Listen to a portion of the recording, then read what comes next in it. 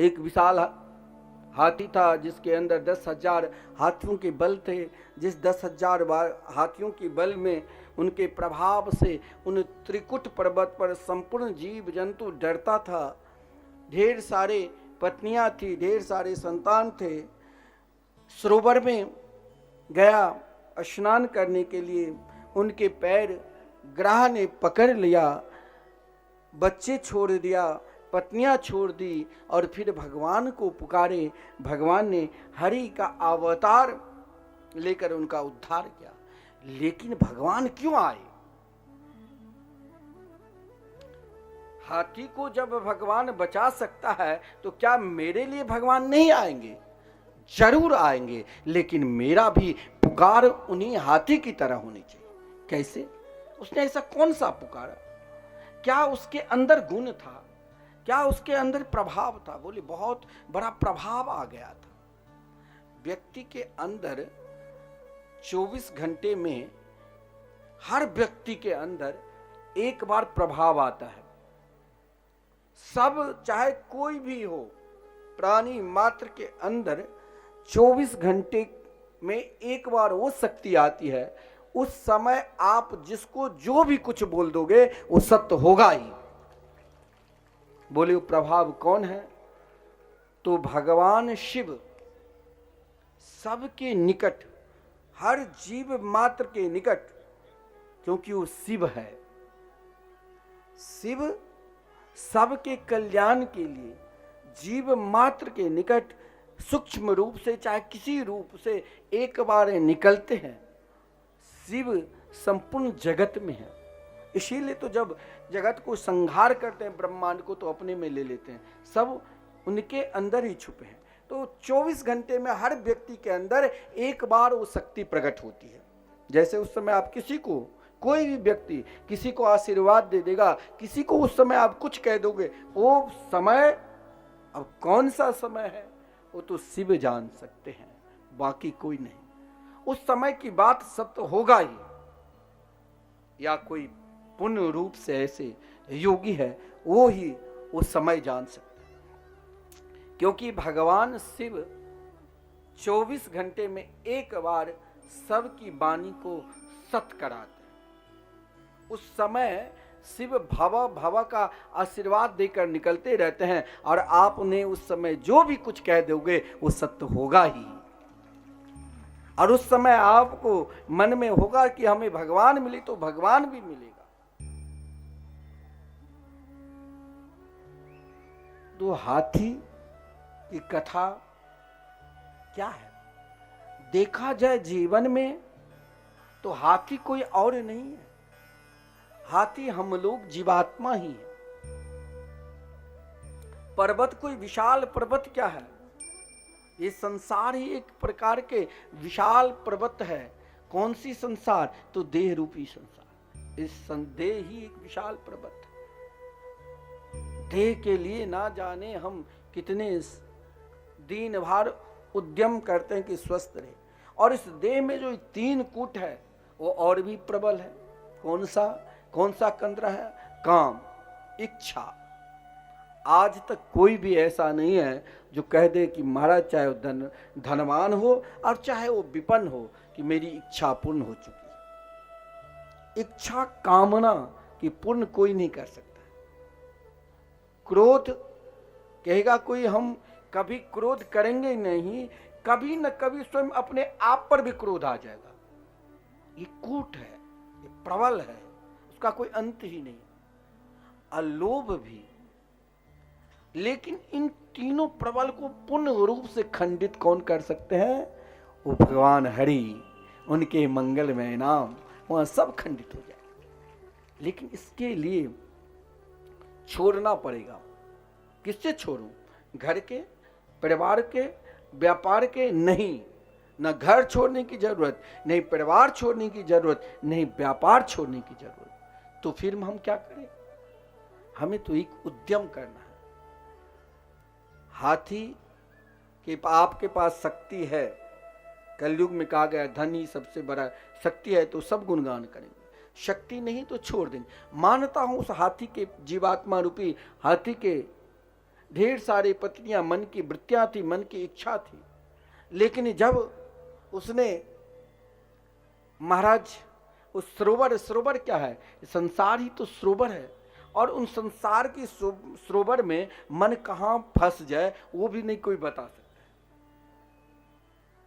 वो जल की सुंदरता ऐसा विलक्षण है, जो मन उस जल में कहां बह जाए कोई नहीं बता सकता। लेकिन हम अगर बह गए संसार में परमात्मा को छोड़कर, तो लेकिन एक ऐसा प्रबल है, विशाल है, वो कहीं नहीं बहता। क्या? तो ग्रह यानी काल वो हमें पकड़ कर रखा है। भैया तू संभल जा, उससे आप लड़ो, चाहे शरीर खंड मंड हो जाए, पैर ना काम करे, आंख ना काम करे, दांत ना काम करे, लेकिन वो लड़ता रहेगा। सब छोड़ दिया गजेंद्र के। गजेंद्र ने देखा कि भाई अंत समय जब बहुत दुख आता है, लोग सोचते हैं कि फिर भगवान की शरण में ही जाओ, लेकिन शरण में जाने से आप चाहोगे कि दुख का निवारण हो जाए, यह भी कभी कभी नहीं होता है। किसी के ऊपर बहुत बड़ा ग्रह है, ग्रह पंडित जी से संकल्प कराया, 10-15 पंडित जी को बैठाकर कि ग्रह शांत हो जाए। उसने मन में सोचा भाई ग्रह के लिए तो जाप कराया, फिर भी बच्चे के ऊपर या मेरे ऊपर एक ग्रह कहाँ दूर हुआ, पहले ही जैसे प्रवृत्ति बनी है। क्यों बनी है, किस लिए बनी है? कोई पूजा संकल्प करने से तो पाप नष्ट होते हैं, क्यों बने हैं? फिर पाप करने की प्रवृत्ति क्यों बनी रहती है? यही कारण है, जो कारण वो हाथी छुपा कर रखा था। अथाह सरोवर में है, नहीं बोल सकता है, नहीं चल सकता है, सब छोड़ दिया। जो कल तक उनके महाराज गुणगान कर रहे थे, और संकल्प किया, बड़ा सुंदर उनका संकल्प भी था, जिसे हम सब गजेंद्र मोक्ष कहते हैं। संकल्प भी सही था। संकल्प में भी अपने आप को संपूर्ण देवता अपने अपने विमान पर आरूढ़ होकर देख रहे हैं कि इनका संकल्प कहीं मेरे तरफ तो नहीं है, लेकिन उनका संकल्प केवल यही था कि ओम नमो भगवते तस्मै यत् एतत् चिदात्मकं पुरुषाय दिबीजाय परेशाय धीमहि। जब स्वयं को अपने आप को भगवान में समर्पित कर दिया, तब भी भगवान उनको क्यों नहीं दर्शन दिए? बहुत लोग कहते हैं मैंने बहुत दान किया लेकिन उसका फल नहीं देख रहा हूं, मैंने बहुत पूजा, साल में ऐसा कोई दिन नहीं, कोई समय नहीं है जिसमें हम पूजा पाठ नहीं करते हैं, फिर भी उसका कोई फल नहीं देख रहा हूं। रोज मंदिर दर्शन करने के लिए जाता हूं, फिर भी उसका फल नहीं देख रहा हूं। रोज कथा सुनने के लिए जाता हूं, फिर भी उसका फल नहीं देख रहा हूं। कारण क्या है? यही कारण उन गजेंद्र के अंदर भी छुपा था। हम अपने अंदर कुछ ऐसा चीज छुपा कर रखते हैं जो उसका फल जल्दी मिलता ही नहीं, और जिस दिन उस फल को, जिसे हम बहुत गुप्त स्थान पर रखे हैं, जिस दिन हम छोड़ देंगे उसी दिन भगवान मिलेगा। लेकिन उन गजेंद्र स्वयं को भूल गया था। लेकिन अपने आप को भूल जाओ, फिर भी अपना प्रयास कभी छोड़ना नहीं चाहिए, प्रयास में सतत लगा रहना चाहिए। गजेंद्र ने देखा कि लगता है अब इस ग्रह के मुख में हमें जाना ही पड़ेगा, अब किसी की ताकत नहीं है। स्वयं को उदास हो गए, स्वयं को निर्बल हो गए, स्वयं उनका संबंध कहीं उस ग्रह से तो ना। सोचा अब ग्रह तुम खाना चाहते हो तो खा लो, लेकिन एक क्षण रुको, प्रार्थना में तो शक्ति है, प्रार्थना में तो ताकत है, जरा मैं फिर एक बार प्रयास करता हूं, यह प्रयास में सफलता मिल गई तो ठीक है, नहीं तो अब तुम मेरे अंदर कोई शक्ति नहीं है, अब तुम अपने अंदर मुझे समा लेना। ग्रह ने मौका दिया, अब ग्रह के अधीन हो गया था, क्योंकि उनकी शक्ति नहीं थी, जौ भर मात्र सुर बचा था। लेकिन ग्रह ने कहा हमें परमात्मा मौका देते हैं, ऐसा नहीं जो है जो हम अगर बीमार पड़ गए तो तुरंत समाप्त हो जाते। कई बार मौका देते हैं। काल ने कहा कि मैं भी तो भगवान के ही साथी हूं, मैं भी तो भगवान के ही दोस्त हूं, मैं तुम्हें मौका दूंगा। और कुछ है तेरे पास तो तू दे दे, और कुछ प्रार्थना करने की ताकत है तो बोल दो। गजेंद्र ने कहा कि ये काल बार बार कह रहे कि ये अंतिम समय है अब तेरे लिए। एकाएक मन में भाव आया कि लक्ष्मी की कृपा के बाद ही नारायण की कृपा होगी, राधा रानी की कृपा के बाद ही श्री कृष्ण कृपा होती है, जगत जननी माता जानकी की कृपा के बाद ही श्री राम की कृपा होती है। कहीं ना कहीं क्योंकि शक्ति ही तो कृपा है। अब गजेंद्र ने सोचा कि क्या करूं, तो लक्ष्मी जी की दया आ गई। लक्ष्मी जी ने नारायण से कहा कि क्या अब आप इन्हें बचाओगे कि नहीं? भगवान ने कहा शांत हो जाओ। लक्ष्मी जी ने कहा अरे अब इसके पास कुछ है ही नहीं, स्तुति भी कर लिया, सब कुछ आपको समर्पित भी कर दिया। भगवान ने कहा कि अभी तो बहुत कुछ इसके पास है, और ये जब तक समर्पित नहीं करोगे। बहुत लोग कहते हैं कि भगवान हमें क्यों नहीं अपनाते हैं, भगवान ने गोपियों को अपनाया, हम भी तो उसी प्रकार लगन के साथ उनको पुकारते हैं, वो हमें क्यों नहीं अपनाता है? वो अपनाने के लिए तैयार है, लेकिन मेरे अंदर जो एक पर्दा है ना, वही पर्दा तो भगवान जब उन गोपियों को वस्त्र को चुरा लिया तो कहा ये जो वासना रूपी पर्दा है इससे हटा लो, फिर हम दोनों जीवात्मा और परमात्मा एक हो जाएंगे, तभी तो निरंतर रास चलेगा। और वही वासना की पर्दा अभी कौन सा है गजेंद्र के?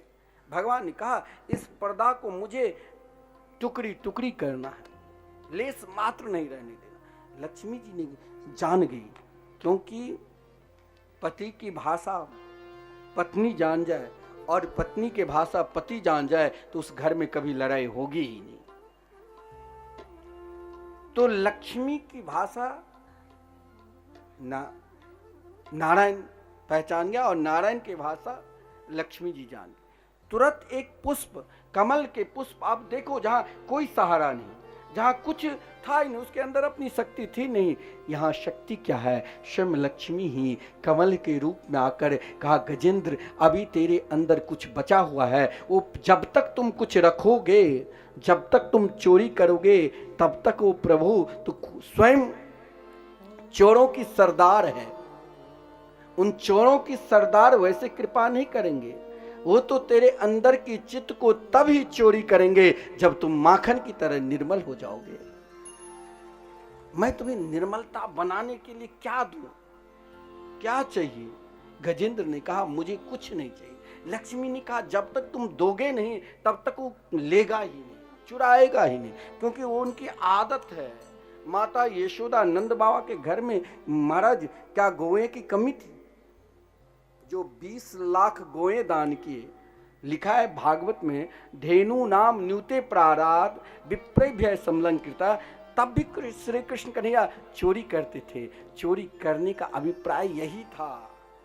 सबके घर में चोरी करते हैं, ऐसा नहीं, लेकिन यहां पर कौन सी चोरी? क्या गजेंद्र का जब तक चोरी नहीं करेगा तब तक उनको अपनाएगा ही नहीं। तो गजेंद्र क्या छुपा कर रखा था? गजेंद्र के अंदर अब तो कुछ है ही नहीं। लक्ष्मी ने स्वयं कमल का रूप धारण कर लिया कि अब मैं तेरे ऊपर कृपा कर दूं। वृंदावन में वही वास कर सकता है जिसके ऊपर रास राजेश्वरी राधा रानी की कृपा होती है। इसीलिए वृंदावन में आपको कृष्ण नाम कम सुनाई देगी, और राधे राधे हर व्यक्ति बोलते हैं, वृक्ष में भी राधे राधे। अब लक्ष्मी जी ने सोचा कि जरा मैं कृपा करूं, और गजेंद्र को कहा जरा एक बार तुम भी पुकार लो। गजेंद्र ने कहा अब मैं क्या पुकारूं? एकाएक याद आ गई। क्या? सुनते सरस्योरुबले न गृहीतार्तो दृष्ट्वा गरुत्मति हरिख उवात चक्रम उत्क्षेप्य साम भुजकरम गिरिमाह कृच्छ्रान नारायण खिल गुरु भगवन नमस्ते। एक पुष्प लेकर का है अखिल गुरु, हे जगत गुरु, हे नारायण, आप तो समस्त प्राणी के ऊपर जिनका कार्य ना बने और ना कोई इष्ट है, तो कहा गया घर से निकलो तो जैसे गणेश जी के नाम लेकर उसी प्रकार उन कार्य को और पूर्ण सिद्ध करना है तो 4 बार नारायण नाम जरूर लेकर निकलो तो कार्य सिद्ध होगा। क्योंकि हे नारायण, अब मेरे पास कुछ नहीं है, अब मैं क्या दूं, क्या दिया। भीष्म पितामह ने भगवान की संपूर्ण स्तुति की थी, लेकिन भीष्म पितामह ने क्या दिया, अपने अंतःकरण, और भगवान को प्रिय क्या है, अंतःकरण। तो अब इसीलिए तो यहाँ गजेंद्र भी कहा, अब मैं भी जान गया आप कुछ नहीं लेते हैं, आप निर्मल बुद्धि लेते हैं, निर्मल अंतःकरण लेते हैं। सुनता सरस्यु रुबलेन गृहीत आरतो, लेकिन मेरे अंतःकरण और भीष्म पितामह के अंतःकरण दोनों बराबर नहीं हो सकता। भगवान ने कहा अब मैं तेरे को बराबर कर रहा हूं। कहा प्रभु मैं जान गया, आप तब तक नहीं अपनाते हैं जब तक ये देहाभिमान है, देह का अभिमान है। और जिस दिन अपनी शक्ति को शून्य बना दोगे, सगे संबंधी की शक्ति को शून्य बनाकर एकमात्र परमात्मा की शक्ति पर विश्वास करने लग जाओगे, उसी दिन तो आपके पास दौरे चले आ जाए। वो तो सबके हैं। भगवान ने हरि का रूप धारण कर गजेंद्र का उद्धार किया। केवल हमें भी पुकारना तो यही है कि हे प्रभु जी, आप हमारे हैं, हम आपके हैं,